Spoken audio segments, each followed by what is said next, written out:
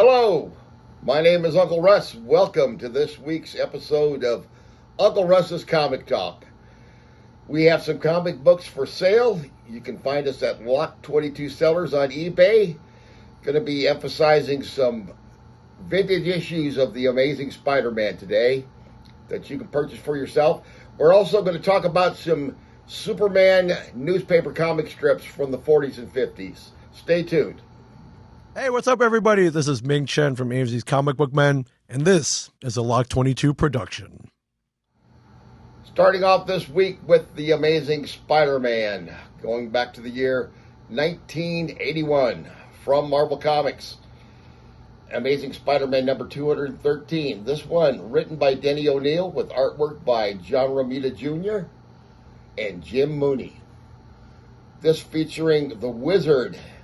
A beautiful cover there by John Romita Jr. and Al Milgrom. This little blast from the past can be yours for the low price of $6.99. And also from the year 1981. How many of you remember this cartoon? Spider-Man and His Amazing Friends. Here we are with Amazing Spider-Man number 223, featuring the Red Ghost. This one was plotted by Denny O'Neil with a script by J.M. DeMatteis. Once again, John Romita Jr. on the pencils and Al Milgrom on the inks. This little gem from 1981, $5.99. And bringing back a classic villain from the very early days of The Amazing Spider-Man, the Vulture. Here featured in 1983's Amazing Spider-Man number 240. This is the newsstand edition, written by Roger Stern, interior art by John Romita Jr., inks by Bob Layton. Classic cover by John Romita Jr. and Al Milgrom. It's a beauty. This one is yours for $5.99. Here's an unusual treat from The Amazing Spider-Man, issue number 266 from 1985. This Man, This Frog. Featuring not only The Amazing Spider-Man, but the Frog and the Toad. Written by Peter David. Pencils by Sal Buscema. Joe Rubinstein and Company doing the finishes, with a great cover here by Rubinstein and Dennis Cowan. This one can be yours for $7.99. Our next book available this week, The Amazing Spider-Man number 322 from the year 1989. This one featuring the ongoing story, The Assassination Nation Plot, part 3 of 6, with a cover by the great Todd McFarlane. Written by David Michelinie, with interior art also by Todd McFarlane. This one is a beautiful book. This is one of Todd McFarlane's earliest Spider-Man stories that created such a sensation. This one is a bargain, only $6.99. And more Spider-Man artwork from Todd McFarlane. Dr. Octopus says, "Die! Die! Die!" In part 6 of 6 of The Return of the Sinister Six. Covered by Eric Larson and Hilary Barta, with David Michelinie as writer. This one also features the inks of Randy Emberlin. This one, only $3.99. And from the year 1980, this is another one of the very successful ongoing titles featuring The Amazing Spider-Man. Every issue featured Spider-Man with a different guest star every single month. Here he is, teamed with the Shroud, Master of Darkness. Marvel Team 'em Up, number 94. Al Milgrom did the cover.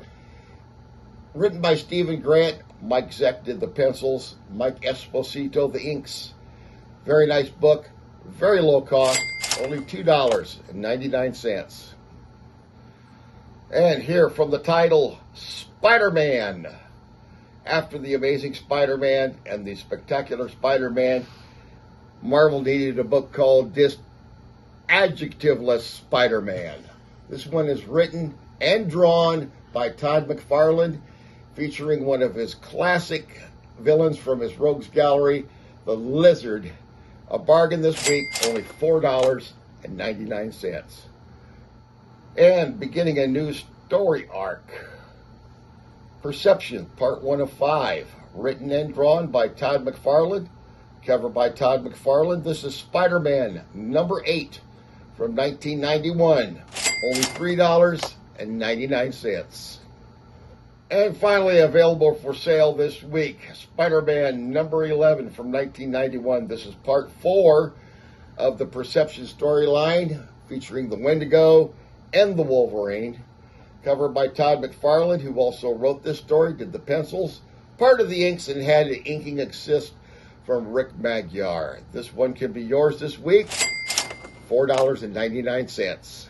Want to remind you that all the comic books I've described today are available for sale at Lock 22 Sellers on eBay. You'll find a link in the description below this video, but we not only have books and comic books, we also have beautiful apparel for the fashion statement of the century. Uncle Russ's Comic Talk. Wouldn't you just love to walk around in public with that beautiful face emblazoned upon your chest? Wear it proudly. Different colors available in different sizes. Check us out today at Lock 22 Sellers. Got a couple of really nice books to show you this week. As I've mentioned previously on Uncle Russ's Comic Talk, I'm a huge mark for anything related to Superman. I'm also a big fan of newspaper comic strips. This is one of two collections I want to show you of the full-color Sunday comic strips from Superman. The Superman strip ran from 1939 to 1966. This is from the IDW Library of American Comics, Volume 1. This is 170 sequential Sunday strips going all the way from May 9th of 43 to August 4th of 1946, the World War II era. The art in the beginning is Jack Burnley, but the majority of it is by Wayne Boring, who you may know from DC Comics, from Superman, but he also did the newspaper strip for many, many decades on up into the 1960s. These stories were all first scripted by Jerry Siegel, the co-creator of Superman with Joe Shuster. However, he was drafted, and then the scripts were all written in-house at DC. Now, unlike Timely Comics at the time, which is the precursor to Marvel Comics, they had their heroes engaging directly with the Axis powers on their comic books. You'd see Human Torch and Captain America and Submariner directly fighting Hitler and Mussolini and Hirohito on the pages of their books. DC took a different approach. Superman, he was so powerful, he assisted with the war effort in every single way, except he never entered the European theater. And there's just no way that was ever going to happen. That was a tradition that was kept alive in DC Comics all the way up through the Vietnam era. And many, many exciting strips, but the best known one here is a story called Superman Service to Serviceman. And here we have Superman, the Atomic Age, the Sunday pages from 1949 to 1953.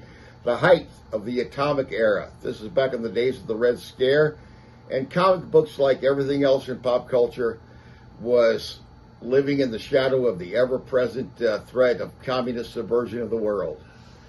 The writer for most of these stories was Alvin Schwartz. Once again, Wayne Boring did the artwork. These strips in this book run from October 23rd of 49 through March 15th of 1953, featuring 175 sequential Sunday strips. Some of the storylines involved in this involved the return of Mr. Mxyzptlk, also two time travel stories, one to the days of King Arthur and the Knights of the Round Table. The other one, Superman returns to Smallville in the past to solve a case that he was unable to finish as Superboy. And then, as you can see from the front cover, we've got your standard bug-eyed monster alien invasion of Earth going on that Superman had to thwart. These comic strips are a whole lot of fun. They're not well known. These have been out of print for a long time, but they're well worth the effort to get.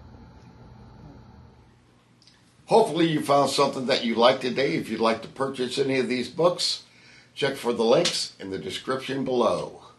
There'll be more books for sale every week. Lot 22 sellers on eBay.